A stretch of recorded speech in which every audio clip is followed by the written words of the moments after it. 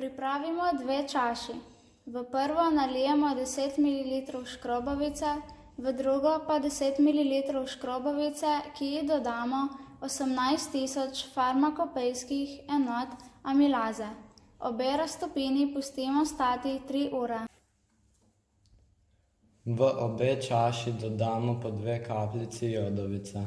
Po dodatku v čaši, kjer je bila samo škrobovica, opazimo temno vijolično obarvanje, ki dokazuje prisotnost škroba.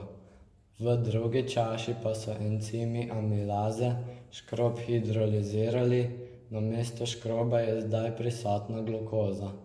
Ker škroba ni več, se značilno obarvanje z jodovico ne pojavi.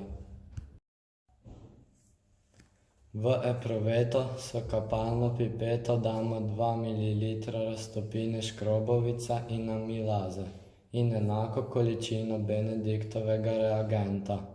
Dodamo še nekaj vrelnih kamenčkov in segrevamo. Modra barva benediktovega reagenta se spremeni v zeleno, kar je dokaz, da je v raztopini prisotna glukoza.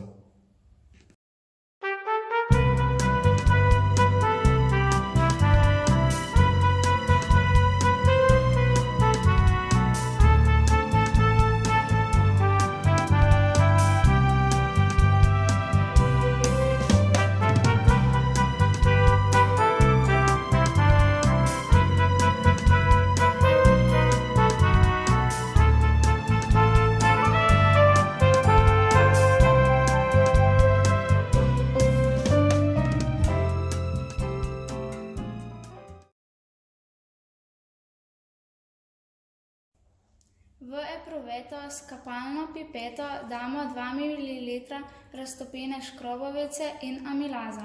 Dodamo 1 ml Fehlingovega reagenta 1 in 1 ml Fehlingovega reagenta 2.